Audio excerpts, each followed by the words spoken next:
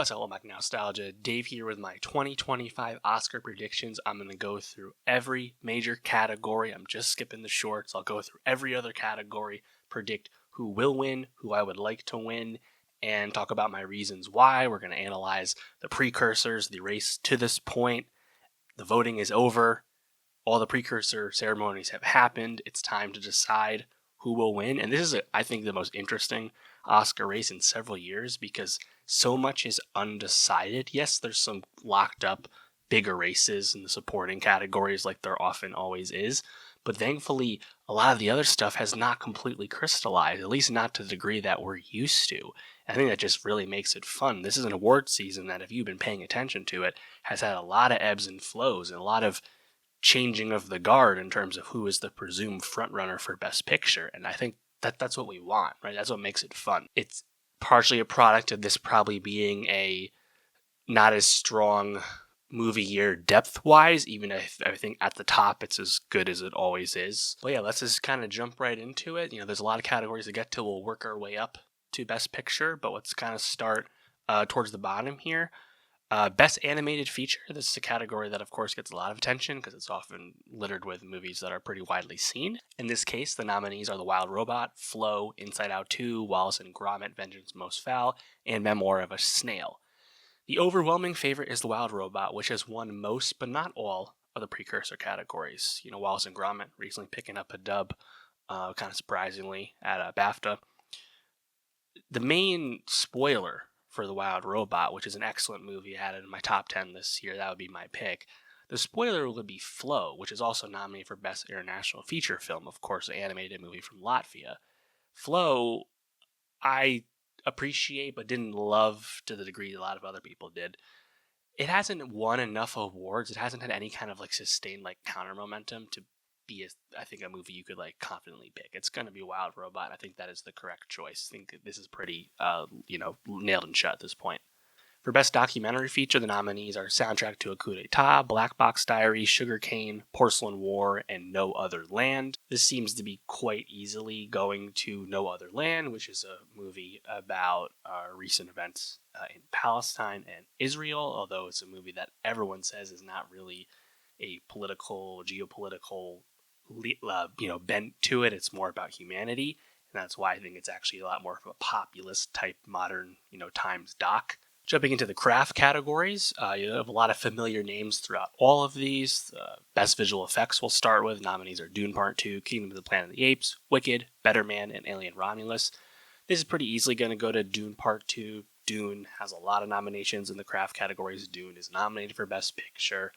Usually this is how it goes. The first Dune, of course, very similarly performed very well in these categories. See no reason to expect Dune Part 2 not to do well as well, despite the fact that Dune Part 2 has basically no chance to win Best Picture. And I think it's the right choice, although in general I actually like the category quite a bit. Kingdom of the Planet of the Apes and Better Man, both monkey movies, look amazing, great mocap. Alien Romulus, happy it's there. Wicked, probably my least favorite of these picks here, and I guess if there was a true spoiler in the craft categories, it's probably Wicked, which did really well in terms of total nominations, but I'll go with Dune Part 2. Best Sound, the nominees are Wicked, Dune Part 2, A Complete Unknown, Emilia Perez, and The Wild Robot. Complete Unknown and Emilia Perez, both Best Picture nominees that have music, musical movies in them. Wicked, though, is the most musical of all of those three, and it's pretty easily the favorite, I think. Although Dune Part 2 is here again, will be an awesome pick for Best Sound. But I think that musical is going to win more often than not when it's in this category and has a lot of broad support like a movie like Wicked does. So I think that's the pick, but would not be shocked if Dune wins. Best Song, I believe they changed the name. It used to be Best Original Song, now it's just Best Song. Emilia Perez is in here twice with El Mal and Mi Camino. Sing Sing, Like a Bird, Elton John, Never Too Late, and then The Journey, that's the Diane Warren song from Netflix's The 6888. Pretty dreadful category, like most of the time is. Of course, Wicked not eligible for this because of not original songs. El Mal seems to have been the favorite the entire time. I see the only thing that make me, not pick it is given all the controversy, all the backlash to Emilia Perez's award chances because of star Carlos Sofia Gascon's old tweets and subsequently really fumbled apologies and backtracking and all of that. That kind of negativity could affect other parts of the movie. It's possible. I don't think it's going to happen like with stuff below the line necessarily, but you can't rule it out. But I guess like who would you pick instead? I mean, it is a memorable moment of the movie as sung by Zoe Saldana. So like just because the rest of the category is so uninspiring, I just don't see a reason for it not to still win. But I wouldn't be shocked if Diane Warren finally gets her win after a million nominations. Best score, the nominees are Wicked, Emilia Perez, The Wild Robot, Conclave, and The Brutalist. The best score here is The Brutalist. Absolutely epic score, one of the best scores of the 2020s. That should win, and I think it will win, although part of me wants to note Conclave as a spoiler in this category if Conclave just has an amazing night and gets a ton of wins after a healthy nomination total. Possible. Emilia Perez, Wicked, I think are quite unlikely unless they're gonna run the table. Wild Robot also I don't think has much of a chance, just like in Song. So yeah, I think it's The Brutalist, but look out for Conclave. Best production design, the nominees are Dune Part 2, Conclave, Nosferatu, The Brutalist, and Wicked. This is a tough one because I feel like you can make the case for 4 of these wins. I don't see a path for Nosferatu to win, although it's a very just and awesome nomination. Wicked has been tabbed in this category for a while now since the nominations. Again, Wicked did quite well below the line. I mean, it's not the most interesting production design to me. I think The Brutalist gets so much out of its production design, given that movie's budget. That would probably be my pick. Dune Part 2 also very worthy. And again, look out for Conclave, which also is a beautifully, looking movie. Although I think the production design is probably less spectacular than, say, that movie's, cinematography, for example.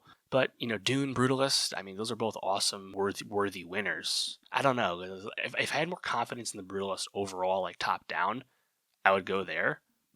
But because I don't necessarily have that, and we'll get to that, it's probably going to be Wicked. But I think this is one where, surprise, so to speak, could happen.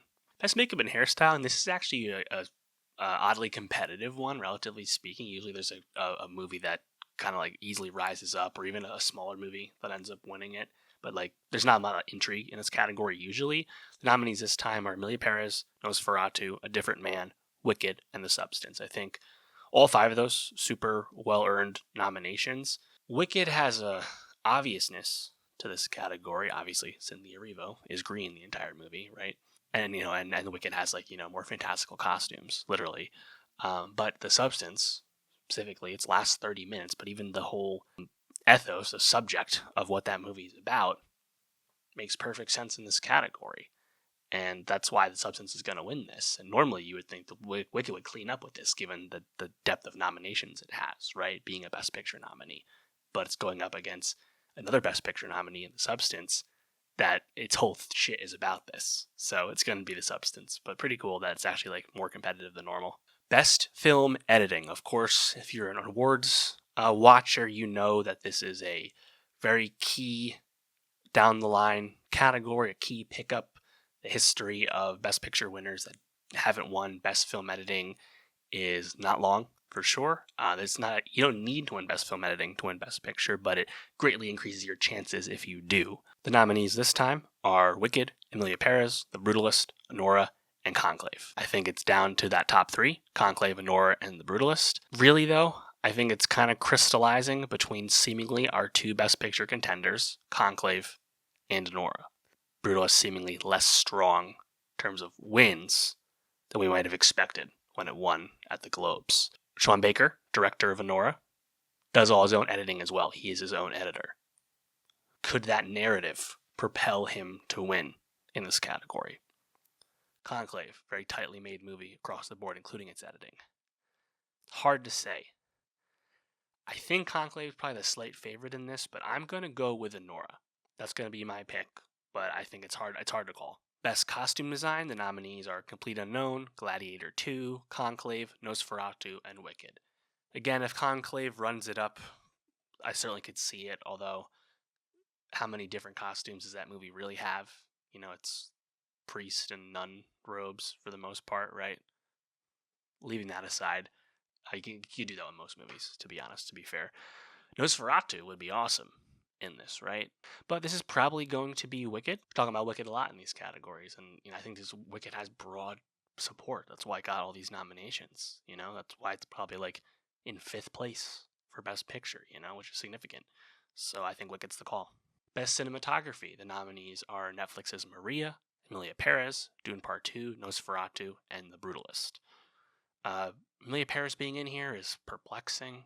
Again, speaks to the initial very strong support that movie had before that movie's campaign completely exploded.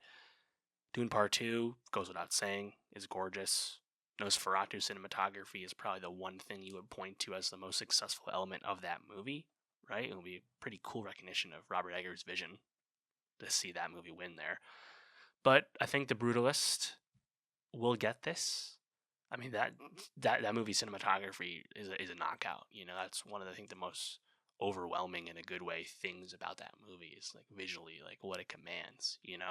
And I think that's a super just nomination. That's what I'll go with. Moving on to the screenplay categories. Again, these are significant for predicting future success up the line, much like editing.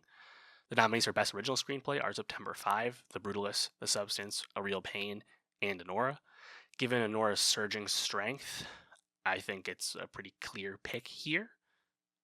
Could The Substance win? I think so. Could The Brutalist win? Especially if it has a good day. Yes. A Real Pain, I don't see it given that movie's overall lack of support. No Best Picture nominee for it. September 5, obviously not recognized really anywhere else. So hard to pick it here. I think it's probably Brutalist versus Anora, but I'm going to go with Anora given the movie's surging. Best Adapted Screenplay, the nominees are Emilia Perez, Sing Sing, Nickel Boys, Complete Unknown, and Conclave. Love that Nickel Boys got in here. Love that Sing Sing got in here as well, especially because Sing Sing didn't get the Best Picture. Nickel Boys did. I would love one of those movies to win this, just as like extra recognition, but it would not be wise to pick it. I think it's pretty clearly going to Conclave, which has been winning Adapted Screenplay basically all race. And that movie is, I think, really tight. That movie, I think, just is very successful at what it's doing. I wouldn't point to a Complete Unknown script as one of its best strengths, to be honest. It's a movie that's pretty conventional, and that's why people like it. I think this is one of the least competitive categories of the night. Conclave's going to win Best Adapted Screenplay. It seems pretty clear. Moving on to acting. We're almost done. Best Supporting Actor. Jeremy Strong for The Apprentice, Yuri Borisov for Anora, Edward Norton for Complete Unknown, Guy Pearce for The Brutalist, and Kieran Culkin for A Real Pain. Well, this one, like often happens with some supporting races every year, Divine Joy Randolph literally never lost for The Holdovers, right? And then she won the Oscar. Shocking, right? Kieran Culkin has never lost this category all season. So there's really no intrigue at all. The only thing you could say against it, I guess, is that A Real Pain is not the most recognized movie overall, That being said, Guy Pearce, he didn't get nominated for SAG, which was a big miss. Yuri Borisov never won anything for Anora, so it's really hard to pick one of those two. I think, if anything, Edward Norton has a kind of career achievement win if A Complete Unknown had a really big night. It's probably the most plausible of the bunch, but there's really nothing plausible about it. It's going to be Kieran Culkin. In doing so, it would be a bit more atypical than usual because A Real Pain was not nominated for Best Picture. Culkin will end up being the first Best Supporting Actor win without a Best Picture nomination for the movie since Christopher Plummer won for Beginners in 2012. So it is pretty significant and uncommon for this type of win to happen. Moving on to Best Supporting Actress, again, we don't have a whole lot of intrigue with this because only one person won. Nominees: Monica Barbaro for Complete Unknown, Ariana Grande for Wicked, Felicity Jones for The Brutalist, Isabel Rossellini for Conclave, and Zoe Saldana for Emilia Perez. Zoe has won this across the board and continued to, win this after the Emilia Perez controversy blew up. Winning at BAFTA, winning at SAG, of course also winning at the Globes and the Critics' Choice. Who would you pick to unseat Zoe if Emilia Perez won nothing? Monica Barbaro is only nominated at SAG, nowhere else, which I was super happy about. I love that she's here. It's an excellent nomination. Probably would be my pick, even though I love Zoe. Ariana Grande is the one who's been nominated across the board. just like Zoe, but she's never won. And I think maybe in the back of people's minds, like, oh, well, Ariana Grande, we can give her the Oscar for Wicked for Good, Wicked 2 next year. Honestly, I think it's pretty good, calculus. I get it. So there's just no reason to expect Zoe not to win at this point, and that's what's going to happen. Best Actress is certainly a lot more interesting and a lot more competitive, and that's what's great about it this year. Cynthia Erivo nominated for Wicked, Fernando Torres for I'm Still Here, Mikey Madison for Anora, Carla Sofia Gascon for Emilia Perez, and Demi Moore for The Substance. Of course, Carla Sofia Gascon is likely in last place at this point after everything that's happened. Also, she never ended up winning anything. So, there wasn't actually that much momentum in the end. The Globe was split between Fernando Torres and Demi Moore. And Fernando Torres, her win in the drama field of the Globes wasn't up against anyone else that got nominated for the Oscar. So, Fernando Torres has never actually gone head-to-head against Demi Moore in any of the precursor awards. So, you don't actually know quite how strong the Fernando Torres case is. And we do know that the case has some strength because I'm Still Here was a surprise Best Picture nomination. We were expecting it in Best International Feature Film, which it got. It was talked about that Fernando Torres or Best Actress could happen, but then Best Picture happened. That was not really talked about too much. So it's important to note that that hasn't quite happened. You can't completely rule out Fernando Torres. But it seems the battle is truly between Mikey Madison for Anora and Demi Moore for The Substance. Demi Moore winning for the Globe, winning at the Critics' Choice, and then just recently again winning at the SAG. Mikey Madison, though, winning at the BAFTA. It seems like it's going to be Demi Moore. The narrative is there, even though Mikey Madison does have the ingenue narrative as well, and is pretty clearly in the stronger movie, the movie that's contending for Best Picture. I'll go with Moore, but I don't think it's necessarily locked, although she's pretty clear favorite at this point. One thing going against Fernando Torres, too, is that nobody has ever won Best Actress without a SAG or BAFTA nomination. Of course, the days of, yesteryear don't necessarily predict future performance with the awards. Of course, we know how the preferential ballot works, which is relatively new, 15 years at this point. And the Academy is more international than ever before, which has affected nominations, as we've seen for a few years now. So it's possible, but it just hasn't happened before. And of course, that reminds me that I forgot to talk about Best International Feature Film. I think it's just Best International Film now, of course, formerly foreign language film. The nominees are The Girl with the Needle from Denmark, Flow from Latvia, The Sea of the Sacred Fig from Germany by way of Iran. Check out my review for that explanation. Emilia Perez from France/Mexico, made in France, about Mexico. I think it technically counts for France. And then I'm Still Here from Brazil. When the nominations happened, we saw how many nominations Emilia Perez got, literally the most nominated movie here, right? Seemed like it was a lock to at least win this category, right? But then, I'm Still Here also got into Best Picture. It's rare to have two Best Picture nominees in this category. Usually it's only one, and that one movie will always win against the other movies that are in Best Picture, right? However, given everything that happened with Emilia Perez and the larger than expected strength of I'm Still Here is the pick. It's certainly my pick. That movie was in my top 20 for the year. Emilia Perez is my least favorite of the Best Picture nominees in general. It should be the win. And I'm happy it's actually going to play out this way. This is pretty good. Back to acting, though, with Best Actor, the nominees are Sebastian Stan for The Apprentice, Coleman Domingo for Sing Sing, Ralph Fiennes for Conclave, Timothée Chalamet for Complete Unknown, and Adrian Brody for The Brutalist. Ralph Fiennes, even if Conclave wins Best Picture, even if Conclave has an amazing night, hard to really pick him to win. It would be a just career achievement type win for sure, but he just hasn't really won anything. Conversely, Brody has won everything to this point, except the SAG Award, which just went to Timothée Chalamet. And, I think for a while there was a lot of talk about could a Complete Unknown via the preferential ballot, via being the least disliked of all the nominees, that type of mindset, could Complete Unknown be the Best Picture winner? And we just didn't get quite enough wins in the precursors to necessarily pick that, even though that thought process began because Complete Unknown was a stronger performer with the nominations than we expected. James Mangold getting into Best Director, kind of surprisingly. Monica Barbaro getting into Best Supporting Actress after not being nominated basically anywhere else, right? and just, would have like 7, 8 nominations overall. That being said, Timmy wasn't winning anything. It was always going to Brody. And then Timmy wins at SAG, which is the largest voting body of the Academy, although it's a smaller percentage than it used to be. This is hard because it's like, what do you think's going to happen? What do you want to happen? Are they the same thing? In this case, Brody, if he wins, he would be only the 11th actor to have 2 Best Actor wins. Of course, Daniel Day-Lewis only went with 3. Brody winning for The Pianist, about 20 years ago, right? He was the youngest Best Actor winner at age 29.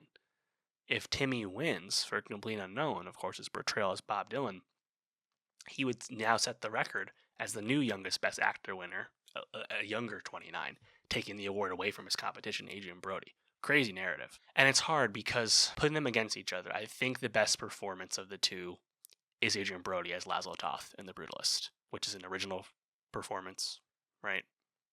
I mean, he's absolutely spectacular. He commands the screen. It's an incredible tour de force performance. Timmy, despite being in a more conventional movie, is really standout, really tremendous as Bob Dylan. And we do know how successful actors can be at winning for portraying real life people, right? Winston Churchill, Darkest Hour, Gary Oldman wasn't that long ago, right? It's hard. Also, you have the narrative about Chalamet, right? He is the generation. He is the new Leonardo DiCaprio. He is the next great American actor. And there is something to be said about actually winning kind of earlier in your career versus waiting until you're like 7th nomination to win for The Revenant like Leo did, or winning for Son of a Woman like Al Pacino did, right? And just feels bad to like take all that mental gymnastics, which I think is quite just ultimately, and stack it up against Brody, who's fucking amazing. So I really have no qualms with either one winning because I like both. I don't. It doesn't feel right to say like, does Brody deserve to be a 2-time winner? There's only a 2-time winner. There's only 11 of those. I don't think that's right because you judge the performance against its competition. I think it's still going to be Brody, but would not be shocked if it's Timmy because I think A Complete Unknown has a lot of chances to just kind of be everyone's, top half of the ballot across the board, and The Brutalist is probably a more polarizing movie overall. Remains to be seen how hurt Brody was by the, Brutalist AI controversy, which ultimately to me is quite small potatoes. In general, this has been an amazing award season for smear campaigns and takedowns and whatnot between the unearthing of Carlos Sofia Gascon's old tweets and whatnot, The Brutalist using artificial intelligence in a previously undisclosed manner, Emilia Perez doing the same, Fernando Torres previously wearing blackface in a comedy sketch years ago, right? We've had a lot of these kind of old school classic reveals in the season, right? Maybe to some voters, Brody having his performance slightly augmented, namely his pronunciation of certain words in Hungarian, was modified, given he's not a native speaker, right? We don't know to what scale it was, though. Perhaps that dings him in some eyes, and people go with Chalamet. I don't think it's going to be that big of a detriment to the movie, and I don't think that's the reason The Brutalist seemingly has fallen to 3rd place behind Conclave and Anora in Best Picture. But it probably has at least some impact, right? I'm still going to go with Adrien Brody for Best Actor, but man, it's a really hard one to call. I feel like this is one that if you're wrong on the pick, you're like, oh, of course it was the other one, right? It's really hard to say. That leads us to Best Director. Nominees are Jacques Audiard for Emilia Paris, James Mangold for Complete Unknown, Coralie Fargett for The Substance, Brady Corbet for The Brutalist, and Sean Baker for Anora. Pretty clearly between Baker and Corbet. They've split these awards, but Baker has won more of them overall. Feels like that's where it's going. Although either one is a great pick, either one is super well earned. They both can competing in different ways. Baker is a very much a advocate for the industry, for changing the way the industry operates in terms of the finances of small films and independent films and things like that, and the changing landscape and advocating for the theater experience and things like that. And similarly but differently, Courbet is very much an advocate for like protecting creative freedom and advocating for the artist not being interfered with, right? It's literally in the text of the Brutalist. They've both been talking about that, on the trail. And I think they're both genuine in how they go about it. It's not new, these approaches. For new for them either. It's real. I feel like this is going to be an Oscars where there's a lot of things recognized, right? We've kind of already gone through that to this point with the picks. So I feel like I lean Brady Corbet, even though it feels like he has way less momentum than Sean Baker. But I mean, how can I say that though? I mean, Sean Baker won the Directors Guild Award. The Directors Guild almost always is in lockstep with the Best Director win. So I feel like you got to go with Baker, but Corbet's kind of lurking there. I don't know. That leads us to Best Picture. After all this, you can probably tell who are the real contenders, but overall, the nominees are Nickel Boys, Dune Part 2, I'm Still Here, The Substance, Amelia Perez, Complete Unknown, Wicked, Conclave, The Brutalist, and Anora. Feels like it's between Anora and Conclave, with The Brutalist in third, and A Complete Unknown and Wicked lurking. Everything else I don't think has any chance at all. Can probably knock off Wicked. From there, Conclave did well at the BAFTAs, but it feels like a lot of British bias, right? The Brutalist ended up not doing nearly as much as expected post-Globes. And the Globes ended up being a kind of false flag. We seem to forget that they're not actually an industry event and not super predictive. And then you remind yourself that Anora actually was the favorite ever since Cannes, throughout all of the lead up to the season, the early season, and then isn't the favorite after the Globes and the nominations, and then turns out it becomes the favorite again. So really it was the favorite all along, right? And I think that's why it's going to win. But you'll see a lot of people picking Conclave, and it would be foolish not to acknowledge its case because Conclave had a great SAG Awards, and Nora did not, right? Mikey Madison didn't win. The SAG Ensemble Award went to Conclave, it didn't go to Anora. So Conclave is not just BAFTA pilled. It's propelled by more than that. That being said, Conclave doesn't have a Best Director nomination. Edward Berger didn't make it into Best Director, which was a bit of a surprise. So to win with a BAFTA and SAG win, but not Best Director, you'd have to look back to Argo in 2012 for the only time that's actually happened. That's a lot to go against, right? Furthermore, the Producers Guild Award went to Anora, which says a lot because the PGA also uses a preferential ballot, a lot like the Oscars. I think a big talking point has been, Anora, that's a movie that's very explicitly about sex, right? Very graphic.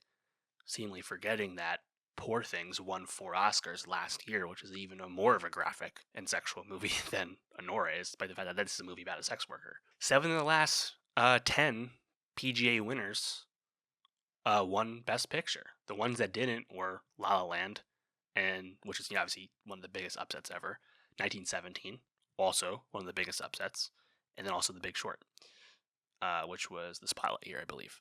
So, no Best Director for Conclave, no PGA win for Conclave. Brutalist never really got there in the end. BAFTA British bias. I gotta pick Anora. And I like Anora more. I think, Anora was my number 4 movie of the year. Brutalist was 1, followed by Challengers and Dune. So, it's a great pick. I love it. It's funny, the last few years, my number 1 movie has won Best Picture. It's kind of been a great place to be. It's usually not like that, right? But Oppenheimer, Everything Everywhere All at Once, a few years before that, Parasite, been pretty good for me at the Oscars. So if only my second favorite of the nominees wins, I'll take it. It's pretty good. And it's a pretty awesome nom, because I think this is a movie that's pretty crowd pleasing, Did decent business, but it's not a big movie by any means. And even if Mikey Madison seemingly isn't going to win Best Actress, I mean, she's clearly certified as a, brand new star, very excited to see the rest of her career. She's quite young still. So, yeah, I think it's Anora. But, Brutalist lurking, complete unknown with its broad support lurking. Conclave, can it do it? Can it be the ultimate upset? Probably not. To recap, here are my 2025 Oscar predictions. Make sure you watch the full video for my explanations. Best International Feature Film, I'm Still Here. Best Documentary Feature, No Other Land. Best Animated Feature, The Wild Robot. Best Visual Effects, Dune Part 2. Best Sound, Wicked. Best Song, El Mal from Emilia Paris. Best Score, The Brutalist. Best Production Design, The Brutalist. Best Makeup and Hairstyling, The Substance. Best Film Editing, Anora. Best Costume Design, Wicked. Best Cinematography, The Brutalist. Best Original Screenplay, Anora. Best Adapted Screenplay, Conclave. Best Supporting Actress, Zoe Saldana and Emilia Perez. Best Supporting Actor, Kieran Culkin in A Real Pain. Best Actor, Adrian Brody in The Brutalist. Best Actress, Demi Moore in The Substance. Best Director, Sean Baker for Anora. And Best Picture, Anora. Let me know what your picks are, who do you want to win, etc. And, of course, make sure you come back when the Oscars happen. I'll be doing my reaction about who did win, what I inevitably got wrong, what the surprises of the night were, what all that means. And in general, stick around if you love movies. I watch 100 new movies a year, review almost all of them on the channel. Love to talk about movies, love to talk about the award season as well, box office, all that stuff. And yeah, let me know what you think, and I'll see you next week.